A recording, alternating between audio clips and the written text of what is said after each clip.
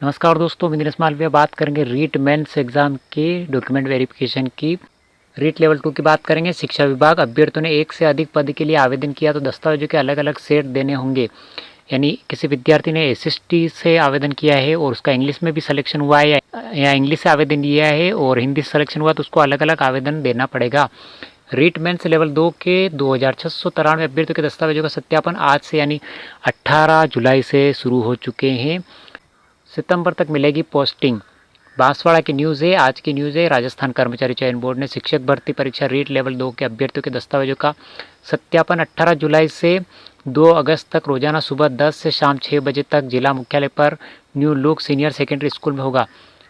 जिले में दस्तावेज सत्यापन के लिए लेवल 2 के 2693 अभ्यर्थी आवंटित किए गए हैं। 2 अगस्त तक इस प्रक्रिया के बाद कर्मचारी चयन बोर्ड अभ्यर्थियों की फाइनल लिस्ट को बीकानेर विभाग भेजेगा। यानी 18 जुलाई से डॉक्यूमेंट वेरिफिकेशन की प्रक्रिया शुरू हो रही है लेवल 2 की, जो 2 अगस्त तक चलेगी। उसके बाद उनके फाइनल डॉक्यूमेंट कर्मचारी चयन बोर्ड बीकानेर भेजेगा, जहां से फाइनल रिजल्ट के आधार पर उम्मीदवारों को पोस्टिंग दी जाएगी। विभाग की ओर से 27,000 पदों पर इसी साल सितंबर तक अभ्यर्थियों को पोस्टिंग मिलने की उम्मीद जताई जा रही है। यानी सितंबर तक पोस्टिंग 100% मिल जाएगी, ऐसा अनुमान जताया जा रहा है। रीट मेंस लेवल 2 की परीक्षा 25, 26, 27 और 28 फरवरी और 1 मार्च 2023 को विभिन्न परीक्षा केंद्रों पर आयोजित की गई थी। इस परीक्षा में लगभग 9 लाख उम्मीदवार लेवल 2 परीक्षा के लिए उपस्थित हुए थे। एक से अधिक पदों के लिए सूचीबद्ध अभ्यर्थियों को प्रत्येक पद के लिए अलग अलग एवं स्वप्रमाणित सेट तैयार कर सत्यापन दल का देना होगा एवं प्रत्येक पद के लिए दस्तावेजों का प्रारंभिक जाँच कराया जाएगा। यानी अगर किसी कैंडिडेट का इंग्लिश और एसएसटी सिलेक्शन होता है तो उसको अलग अलग डॉक्यूमेंट देना पड़ेगा, अलग अलग सेट जमा कराना पड़ेगा। एक से अधिक पदों के लिए सूचीबद्ध अभ्यर्थी को प्रत्येक पद के लिए अलग अलग स्वप्रमाणित सेट तैयार कर सत्यापन दल को देना होगा एवं प्रत्येक पद के दस्तावेज की प्रारंभिक जांच कराएगा।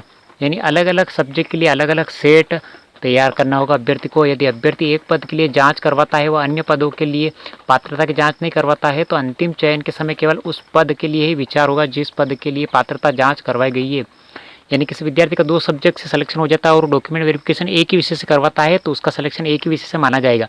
लेकिन किसी विद्यार्थी का सिलेक्शन 2 विषय से हो जाता है और डॉक्यूमेंट वेरिफिकेशन भी दोनों विषय से करवाता है और दोनों में उसका सिलेक्शन हो जाता है, तो उसके बाद विद्यार्थी के ऊपर निर्भर करता है कि वो किस विषय से ज्वाइनिंग करना चाहता है।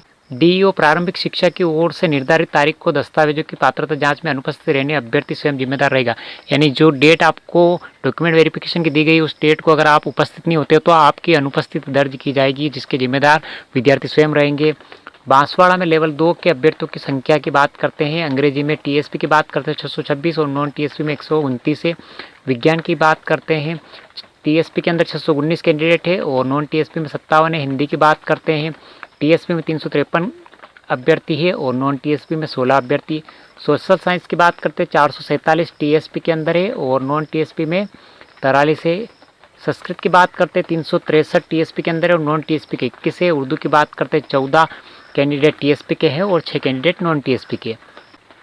अभ्यर्थी को सूचना मार्गदर्शन की आवश्यकता हो तो दस्तावेज सत्यापन के लिए निर्धारित अवधि के कार्य के दिवसों में सुबह 9:30 बजे से शाम 6 बजे तक संबंधित डीओ कार्यालय के कंट्रोल रूम में संपर्क कर सकते हैं। यानी विद्यार्थी को किसी भी प्रकार की समस्या हो डॉक्यूमेंट वेरिफिकेशन संबंधित, अगर कोई चीज़ समझ में नहीं आ रही है तो वो जिला शिक्षा कार्यालय से संपर्क कर सकते हैं। तो इसी प्रकार की लेटेस्ट अपडेट के लिए चैनल को लाइक करें, शेयर करें, सब्सक्राइब करें। मिलते हैं अगले वीडियो में। Thank you.